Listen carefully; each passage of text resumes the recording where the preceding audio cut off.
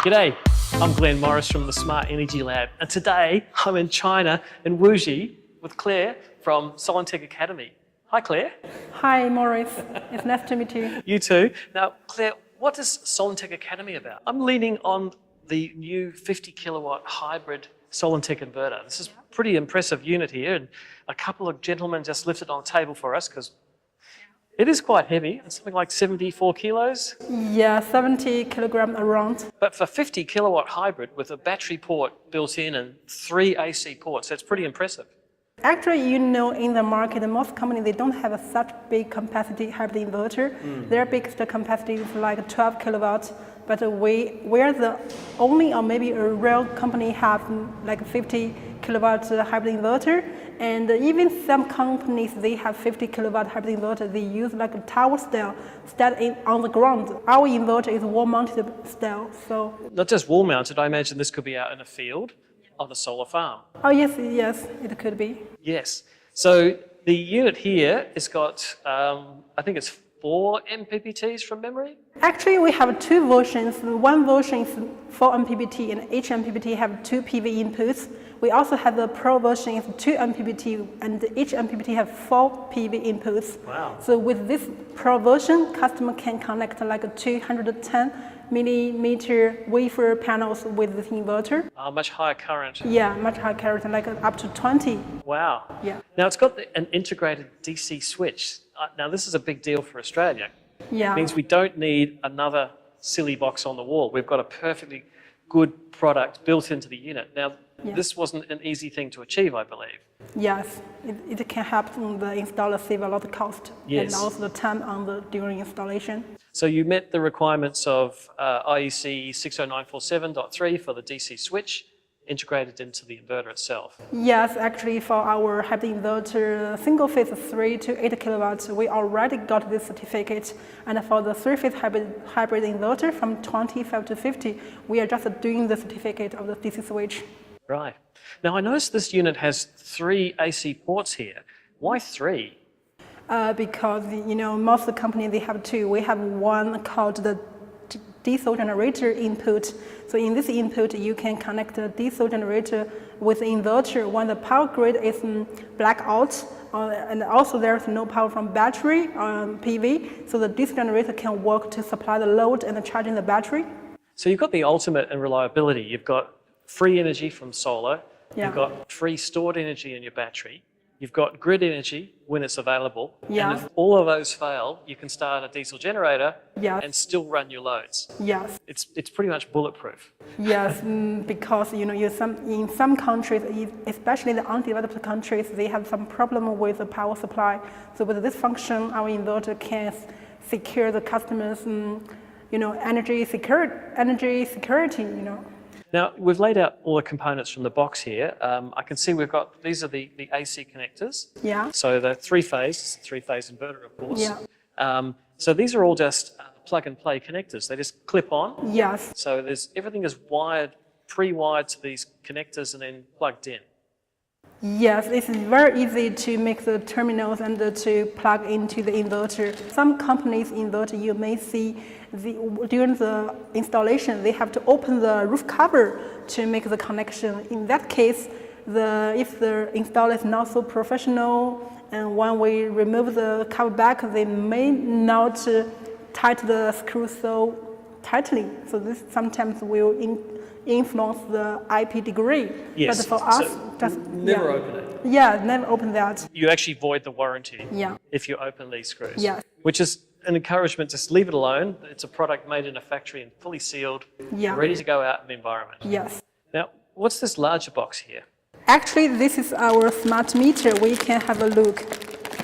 Smart meter is a device used to detect the upstream current of the system. So when the meter detects their upstream current to the grid, they will give signal to the inverter, and the inverter will maybe stop or decrease the power generation to ensure there is no excess power to the grid. So as with most hybrid inverters, without this, the hybrid inverter wouldn't know when you're exporting energy or whether you're importing it. So this gives it the visibility of where energy is flowing. Yes.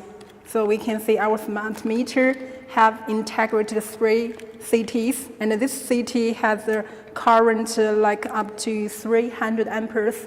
300 amps? Yeah. Okay, that should do the job. So this can meet most scenarios demand. Cool. Now, we've got 2 more mystery boxes here. What's this first one here contain? Let's have a look. Actually, we can see these cables. This is a pre-wired cables we can use to connect with the inverter and the battery. It's a CAN cable, and also one is like a BMS cable. Right, so if you have a battery, you need to connect these cables. Yeah, they don't need to make the cable by themselves. Yeah. Just a question on that. If you don't have a battery, can you still use this unit? Yes, actually you can. Our inverter have one mode we call the no battery mode. So if you don't have a battery at the beginning of installation, you can use our display to select the battery as no battery connection. You know, our inverter compatible with many brand batteries, and you can find a list of batteries here. And if you don't connect any battery with the inverter, just select no battery. Right, so the this inverter will work properly. I understand. This can be a pure grid-connected inverter with no battery, but it's battery ready. So at a later stage, you could add batteries with the BMS cable. Yeah. Now the second box, what's in that one there? Okay, we can have a look. Actually, there are a lot of connectors in this box. And first we can see, this is the connector for the PV connector we call MC4. And this one also MC4 connector. And this is a multifunction connector. We can connect the battery and the smart meter. Some third-party devices also drive through this connector. So this has dread functionality, yeah. which is something that's used in Australia and New Zealand. Yes, yes. And this is a Wi-Fi dongle, so we can use this to connect the inverter to the server. The ubiquitous Wi-Fi dongle, yes. And this is a connector for the analog output and also the dry contact. So with this connector, we can realize the heat pump control of the whole energy storage system. Right. And we've got some big connectors there. What are the big ones here? Yeah, this is a battery connector. Actually, we can see from the shape and the outlook. This is actually a big current battery connector. Right, and these are the lock-on ones. So you've got to press a little button. So they're actually very safe because this can take quite a high voltage battery up to, I think, 750 volts? 750 volts, yeah. Right. And the current for this terminal is like 100 amperes. Okay, 100 amps, 750 volts. That's a lot of power. Screws for the installation. And a free screwdriver. Yeah. And one more thing I want to say about this connector.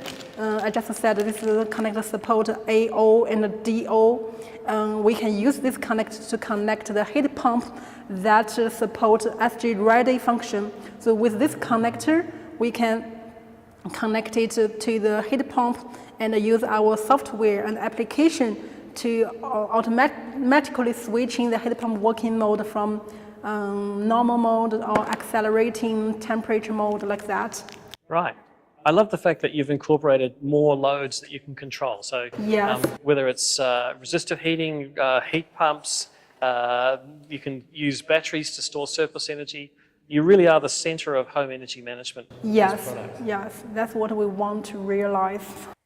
So I believe this inverter actually is a 50 kilowatt inverter, but has an overload capacity as well? Yes, 10% overloading continuously. So we can have like 55 kilowatt continuous. Cool. And in terms of battery voltage, what battery voltage range does it support? It is from 135 to 750. That's enormous range. Yeah, but compared with our competitor, you can see the down range is a little bit wider. You know, sometimes at the beginning of the installation, the customer don't have a lot of budget for a very big capacity battery. They may only connect 3 pieces battery to work with the inverter. So from 135 volts at up to 100 amps? Sorry, what's the maximum current that the battery... The current of the battery is 100 amperes. Okay, so you've got 100 amps, 135 volts would be your smallest battery voltage. Yeah. But at 100 amps, that's still 13.5 kilowatts of power. Yes. You can go right up to the full 50 kilowatts at 750 volts. Yeah, and if you connect the battery like up to 700 watts, you will get a battery system like we have calculated with a Solinteg M1 series commercial battery. We can connect up to 100 kilowatt hour battery with this inverter. Wow, 100 kilowatt hour battery. That's awesome. Now coming back to the UPS port. So is it rated at the same 50 kilowatts as the output to the grid? Actually, we also support 10% overloading for the UPS port, so we can have like 55 kilowatts continuously.